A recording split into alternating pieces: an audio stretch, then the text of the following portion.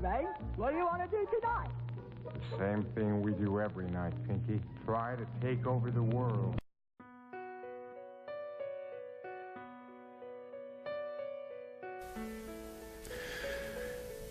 After studying the various mystical religions and different teachings and systems of mind stuff, one is impressed with the fact that they all have the same basic modus operandi, and that is through repetition.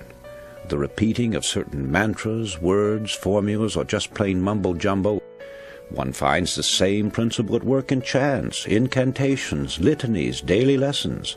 Also the frequent praying of the Buddhists and Muslims alike.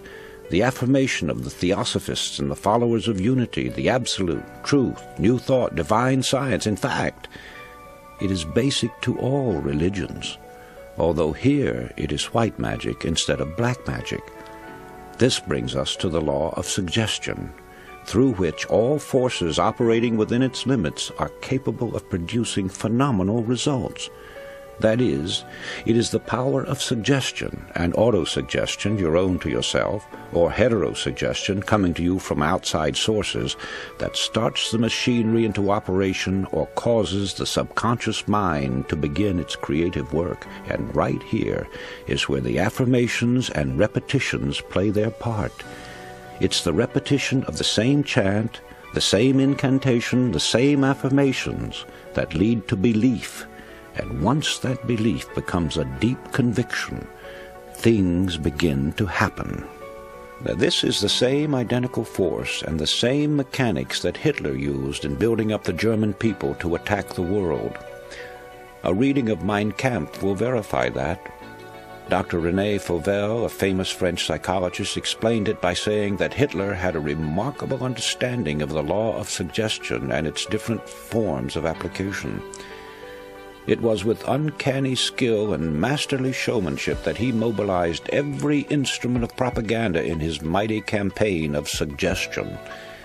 Hitler openly stated that the psychology of suggestion was a terrible weapon in the hands of anyone who knew how to use it. Let's see how he worked it to make the Germans believe what he wanted them to, and once that belief took hold, how they started their campaign of terror. Slogans, huge signs, posters, masked flags appeared throughout Germany. Hitler's picture was everywhere. One Reich, one folk, one leader became the chant. It was heard everywhere. Today we own Germany, tomorrow the entire world. The marching song of the German youths came from thousands of throats daily. Such slogans as, "Germany has waited long enough," "Stand up, you are the aristocrats of the Third Reich," "Germany is behind Hitler to a man," and hundreds others, bombarded the people 24 hours a day. From billboards, sides of buildings, the radio and the press. Every time they moved, turned around, or spoke to one another, they got the idea that they were a superior race, and under the hypnotic influence of this belief, strengthened by repeated suggestion, they started out to prove it. Unfortunately for them, there were other nations who also had strong national beliefs that eventually became the means of bringing defeat to the Germans. Let's go into the field of sports, where everyone who has ever witnessed a football or baseball game has actually seen this power of suggestion at work. The late Newt Rockne, famous coach at Notre Dame, knew the value of suggestion and used it repeatedly, but he always suited his method of applying it to the temperament of the individual team. A story is told that on one Sunday afternoon, Notre Dame was playing a particularly grueling game and at the end of the first half was trailing badly. The players were in their dressing room, nervously awaiting the arrival of Rockne. Finally, the door opened and Rockne's head came in slowly.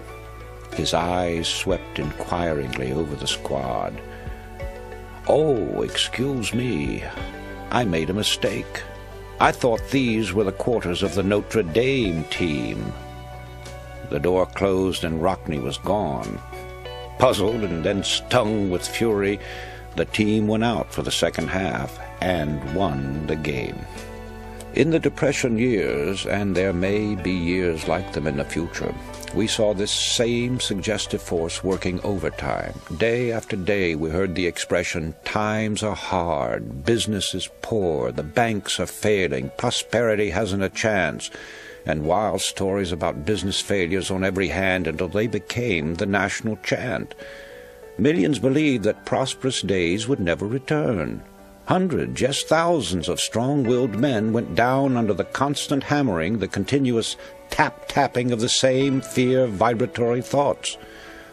Money, always sensitive, runs to cover when fear suggestions begin to circulate, and business failures and unemployment follow quickly. We heard thousands of stories of bank failures, huge concerns going to the wall, and people believed them readily and acted accordingly. There will never be another business depression if people generally realize that it is with their own fear thoughts that they literally create hard times. They think hard times, and hard times follow. Dr. Walter Dill Scott, eminent psychologist and longtime president of Northwestern University, told the whole story when he said, "Success or failure in business is caused more by mental attitude rather than by mental capacities." Let's consider charms, talismans, amulets, good luck pieces, four-leaf clovers, old horseshoes, a rabbit's foot, and countless other trinkets which thousands of people believe in. By themselves they are inanimate, harmless objects without power. But people breathe life into them by thinking they do have power, even though the power isn't in them per se. The power comes only with the believing, which alone makes them effective. Two outstanding illustrations of this are found in the stories of Alexander the Great and Napoleon.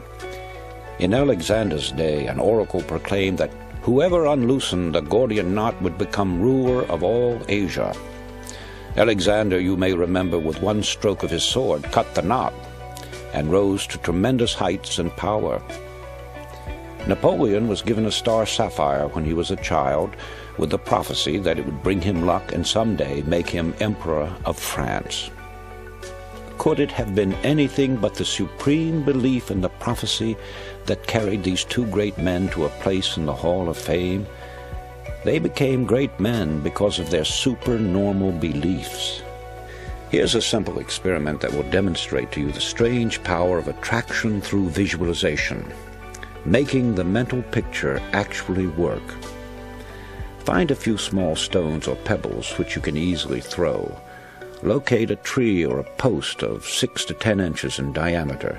Stand 25 to 30 feet away from it. Start throwing pebbles at the tree, trying to hit it. If you're an average person, most of the stones will go wide of their mark.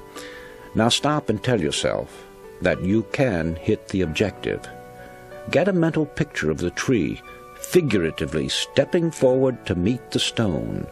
Imagine the rock actually colliding with the tree in the spot where you want it to strike. You'll soon find yourself making a perfect score. Don't say it's impossible. Try it, and you'll prove that it can be done, if you will only believe it.